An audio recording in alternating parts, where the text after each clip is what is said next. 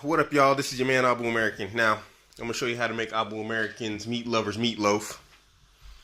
Now, the reason why I do these cooking things is because I've changed my perspective and ideology on life, which is a man should be well-rounded in everything he does, including cooking. That's because a woman is an accessory to a man's life, not the center of it. So if you don't have a woman or she threatens to leave, you're not like stranded and don't know what you're doing when you're cooking or whatever. You're stuck with the management of a house.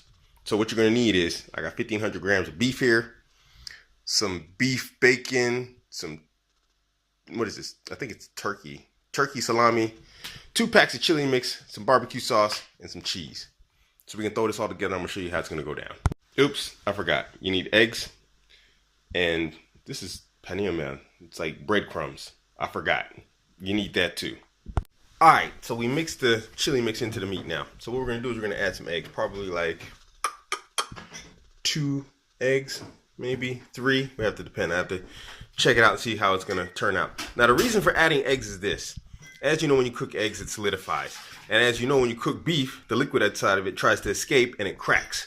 So what the egg does is the egg holds the meat together when it cooks so that it doesn't crack open and get all messy and like look really ugly. Because if you ever cook meatloaf without egg, you'll see that like huge cracks appear in it. This is because the person didn't put egg in it or enough egg in it to keep it all together. So this is why we're about to add some eggs here. All right, so we added 2 eggs, which is enough. But as you can see, it's extra sticky and it's like all gooey, which is not good to work with when you're trying to, make the meatloaf and shape it.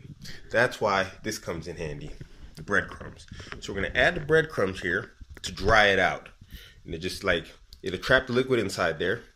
It'll absorb liquid, but it won't dry it out. You see what I mean? The liquid will still be in the breadcrumbs. And so what's gonna happen is this sticky, unmanageable mass, we'll be able to work with it. All right, so as you can see, you can even see the breadcrumbs in it. Doesn't stick to the hands anymore.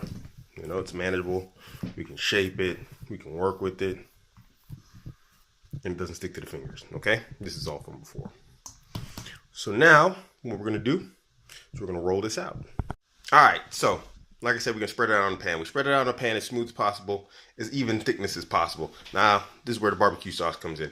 Now, of course, it's got flavor in it from the chili sauce, but we want it to be nice and juicy and tasty. So what we're gonna do is we're gonna add this barbecue sauce. Now, here's the thing with barbecue sauce, and if you're looking at your weight and whatnot and you're worried about it, just remember that condiments like barbecue sauce, ketchup, mustard, sweet and sour sauce, all this stuff is just basically sugar. Any liquid flavor enhancer other than soy sauce or something like that, or fish sauce that are salt based, they're all sugar. So just understand that when you're using this, that this stuff right here packs a lot of calories. Tastes good, but if you're watching your weight, you might want to skip this part of the process. So what we're gonna do is you're gonna spray this up in here like this. I don't have a food brush, and we need to save some of this. We can't use it all. But we're gonna put half the bottle in there, and then we're gonna use a spoon. And I'm right-handed, so let me switch this up. We're gonna use this to spread this around, right? We're just gonna spread this around inside here like this there. Nope, I might have to use more than half the bottle. Nah, we don't have to, because we don't want it too liquidy. Because you gotta remember this also. This is also, of course, obviously, a liquid. So when you start cooking and the temperature rises, it's gonna start steaming. And in that steam, of course, is going to try and escape the meat, and it's going to cause cracks to appear in the meat, which is going to it's going to take away from the optics of the food. It's going to make it look bad, like a big cracked, beef log. But there's another way that we can get around the cracked beef log look, and I'm going to show you that at the end when we're putting this all together. So we spread this out as thin as possible, right? Boom. Like that. Not too, boom. So now what we're going to do is this. We're going to take this turkey salami. Oh, no. Hold up. Let me pause this for a second. Okay, what I forgot to do was put the entire pack of cheese in there. So I use Gouda. You can use whatever cheese you like. Emmentaler or mozzarella or whatever is your favorite cheese. You like that stinky cheese, you can put that on here. Now, before I used to put the meat down first and then the cheese. But what I want to do is, and this is why I stopped and paused. So I want to put the meat on top of the cheese like this. Now, this is important that you don't go all the way because we're going to roll this and we're going to need this part here as the close off, and we can't have cheese down there by the close off because the cheese will come leaking out of the whole thing, and it just make a big mess of the pan. It's going to happen anyway, so but if we can try and reduce it as much as possible, leave a little space on the edges here because we need to close off the edges once we roll this. I'm gonna show you how to do this roll.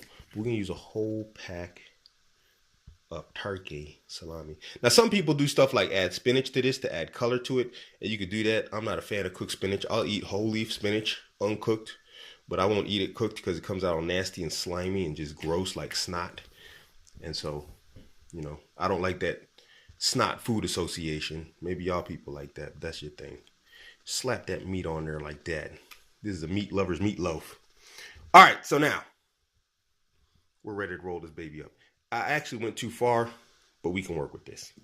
So, all right, so now how you roll this. Now look, what we're gonna do is we're gonna take our first sheet of wax paper and we're just gonna take it and we're literally gonna fold it. Now you see the meat's like making a mess already. Now you see like this, just keep rolling. And then like when you get to a point, see this, remember what I said about being too far? This is because everything slides. Just pull the wax paper back as you roll it. You wanna just roll it, pull the wax paper back. Roll it, pull the wax paper back. Now we're at the point where we can basically roll it with our bare hands, but we don't want to make our hands all messy again, not at this point. And then roll this back. All right, hold on 1 second. Roll this back and close that puppy up. Now, barbecue sauce made a mess, but that's okay. Now we just want to seal everything right here. Now what you can do is you can wet your hands with water, and water actually makes the beef seal up real nice, which is probably what we want to do. But what I'm going to do is this. I'm just going to seal it up like this. And use the barbecue sauce as a sealant. You see it's cracking. See what I'm talking about, the cracks? I probably should have used more eggs. But when it's cooked is when it's most important to have like the egg inside there. So we're going to just seal this up. Because what's going to happen is, like I said, when the liquid starts expanding inside, everything's going to come out of the weak point, which is where you're sealing it. But we got a backup trick for this, because even this sealing it like this isn't really going to work. Everything's going to come pouring out of this line here no matter how well I do it. You see, I can't get it closed right. So I'm going to show you a trick to fix this problem. Yeah, dang it. Cooperate. You will cooperate. So now, we got most of that sealed up. What we're going to do is, we're going to turn this. We got more space to work. Now we want to close up the ends. Because what's going to happen is everything's just going to come pouring out the ends if we don't seal up the ends. You see right there how all the cheese and everything is sticking out? Stuff that in there with your fingers. I know there's a man's channel, but we getting all perverted on me, dudes. Just close it up and seal it. Don't be afraid to get your hands on there. You're doing man's work here. Just manhandle that sucker.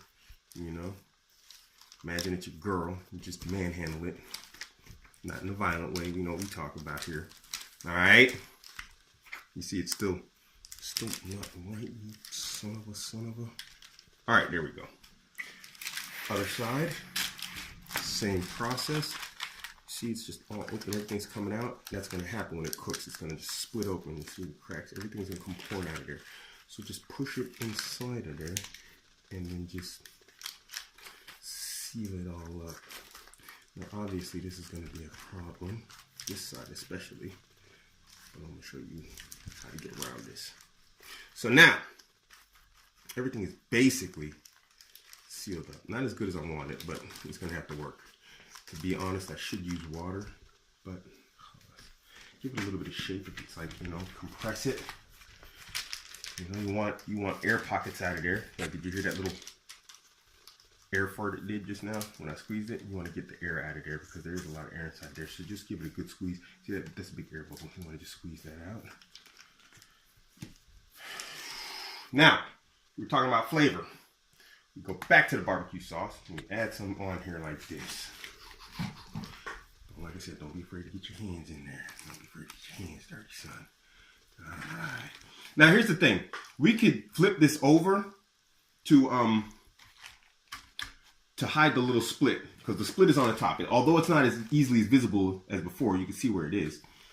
We can flip it over, but what'll happen is it's just gonna make a big cheese mess on the bottom of the pan when it's cooking. It's gonna happen anyway, but like I said, I got to look good. So now this is where the beef bacon pastrami comes in. So what we do first and foremost, we're going to take one strip. Not this one because it's ripped. Difficult. Not this one either because it's ripped.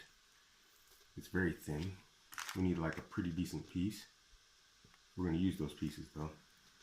And you want to rip it in half. Yeah, this one's ripped too. It's just bad. And you need to put this on each end like this. So what this is going to do is going to act like a sealant. Ripped pastrami beef.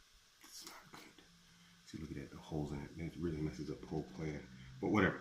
Put this here. Now the thing with like this beef pastrami, or if you find like, you know, I'm Muslim, so if you find your halal bacon, it's going to get crisp and it's going to curl at the edges. So just curl it underneath the bottom there. Doesn't have to be spectacular. Take the rest and wrap it around this baby, especially in the areas where the line is. And that's going to stop everything from leaking out, because what happens is this pastrami gets crispy on the outside. And this piece is next to worthless. And when it gets crispy, it acts as like a sealant. So it's slightly salty, so you get a crispy outside and a soft, juicy inside. Use this to stop the ends from peeling up. Put that there. This one we'll put here. So now, and just because my hands were all nasty and whatnot, you don't want to put the barbecue sauce on the outside. Some happened, you know, because my hands were just barbecue in general. But generally, you don't want to put the barbecue sauce in like direct heat, because what's going to happen is the barbecue sauce is going to burn, and you're going to have a burned flavor to your meat. So now we take this beautiful baby, and you're going to see it when I finish that all this barbecue sauce is going to be burned.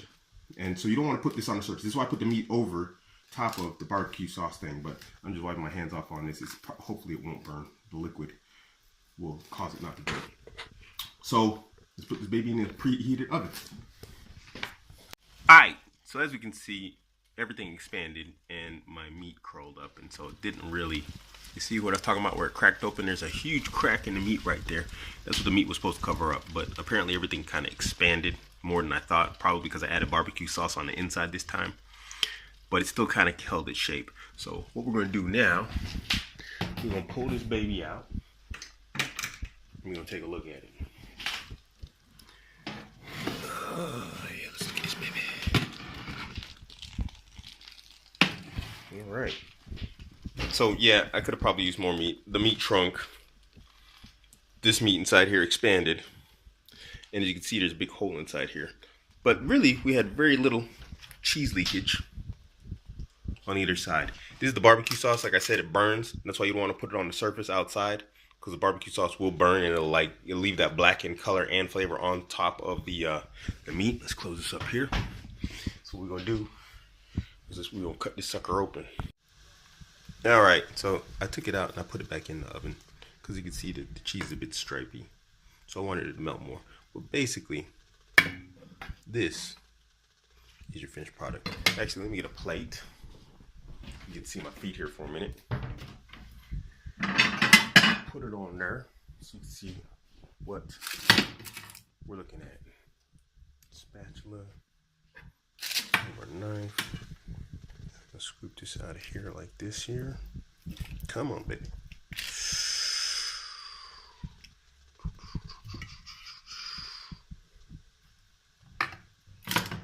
So this is what it looks like. Now you can see, because I rushed it, everything wasn't sealed. You want to take your time when you're sealing this stuff. I didn't take my time, I just rushed it. But the meat on top, which was in poor condition when I took it out of the package, was supposed to like get crispy on the outside. But it didn't. Instead it shrank like it was supposed to, but it didn't shrink onto the surface. It's probably because I added barbecue sauce on it. It was the first time I ever did that. So it didn't really adhere to the surface. So I'm gonna have to think of a new technique to handle that. But generally this is what it looks like. You know, you got your cheese in the middle. Normally this is all closed up.